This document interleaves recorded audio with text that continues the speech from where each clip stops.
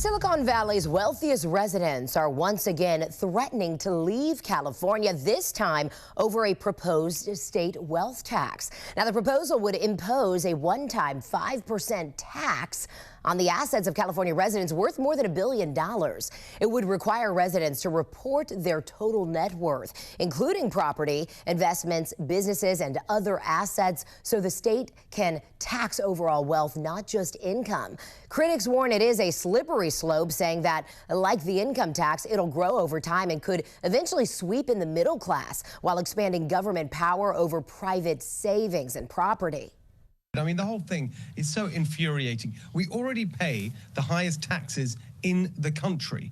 We already have massive, bloated, bureaucratic government spending. They've doubled the budget of the state of California in the last 10 years. Is everything twice as good? No, it's all worse. The last time they did this, they said there'd be a top, they had put an extra band of income tax on for high earners. They said it was temporary. They've just re-extended it for another 10 years. It never goes away because they're addicted to tax and spending. And by the way, most of the money will actually go to the unions in the form of pensions and making up for all the shady dealings that they've got there.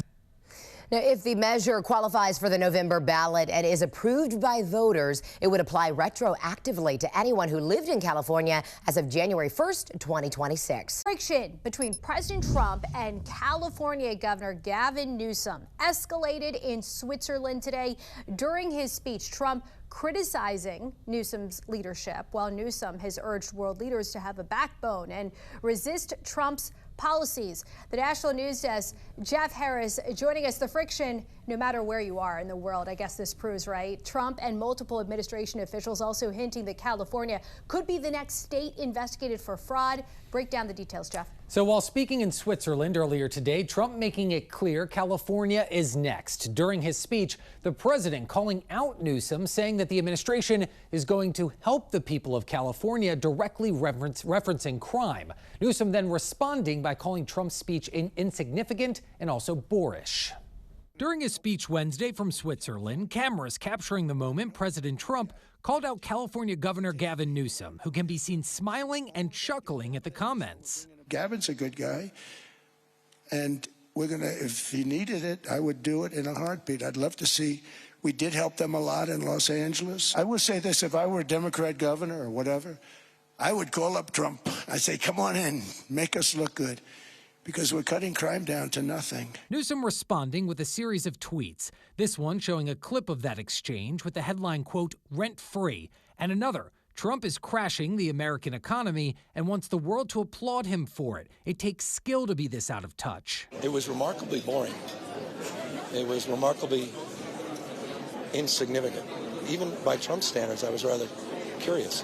And there was boorish parts of it, but those were not even that consequential. Leading up to the World Economic Forum, Trump hinted that California could be the next state investigated. On January 6th, writing on Truth Social, quote, the fraud investigation of California has begun. Treasury Secretary Scott Bessent confirming that probe this week, while also calling out Newsom for being in Davos with Alex Soros, son of Democratic megadonor George Soros. The Trump administration is coming to California. We are going to crack down on waste, fraud, and abuse. Governor Newsom, who strikes me as Patrick Bateman meets Sparkle Beach Ken, may be the only Californian who knows less about economics than Kamala Harris. Now, the probe comes following several major fraud allegations, including claims $24 billion in homelessness funds are missing or lost, and reports of ghost students stealing a portion of at least $10 million in federal financial aid from California community colleges. They never intend to take classes and to graduate. They enroll for the sole purpose of defrauding the federal student aid program.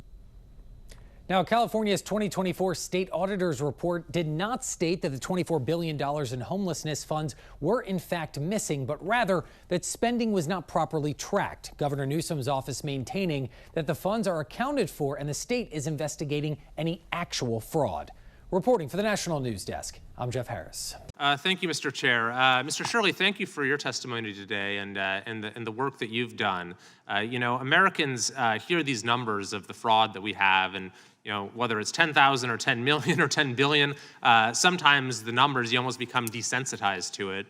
And so the way that your video was able to show people the fraud sort of in real life actually happening, I think opened a lot of eyes and has helped to catalyze a level of scrutiny that we really should have had before. So you mentioned in your testimony that you think that what you discovered in Minnesota, that this is not isolated to that state, but likely exists in other parts of the country as well, correct?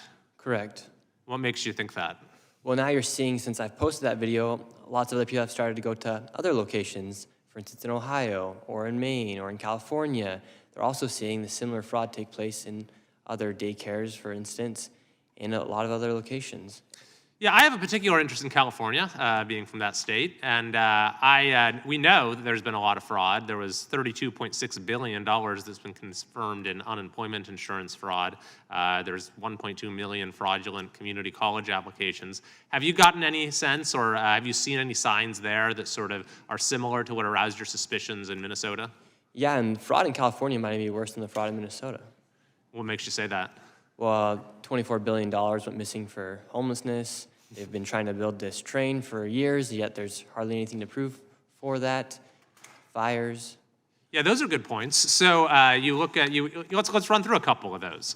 Because I mentioned the areas where we have confirmed fraud, but then you also have these areas where you have so much spending, and then we look at what results from that spending, and there's nothing. So $24 billion in homelessness, and yet the homeless population went up, and a state audit found that they couldn't even figure out where the money went or what the outcomes linked to that spending were. Is that something that is kind of a red flag for you? Yeah, it's a major red flag, and you don't even have to be smart to be able to know that that's a red flag. Well, unfortunately, our state legislators haven't managed to figure that out, or at least the governor hasn't. So what are you saying about him? They're not smart. No, but yeah, I mean, it's so obvious, and that's what we saw in Minnesota, is how complicit the government has been in enabling this fraud to happen. Quality Learning Center had over 90 violations, yet they continue to give that daycare $1.9 million. Yeah, that's a great point. That there's the political accountability just hasn't been there, and that's what enables it to continue. So then you mentioned the high-speed rail as well. So there has been about $18 billion spent so far. No track has been laid, and not a single passenger has ridden the train. So when you spend $18 billion on a train and there's no train, does that raise suspicions for you? Yes. So you think that might be something worth looking at? For sure. We also had a $650 million 911 service that they scrapped after 6 years, so absolutely no value from it. Maybe that's another example where there might at least be questions. I think you got a lot in California. All right, well, we'll look forward to seeing what you find. We're certainly trying to use whatever tools we have here to bring more accountability in California as well.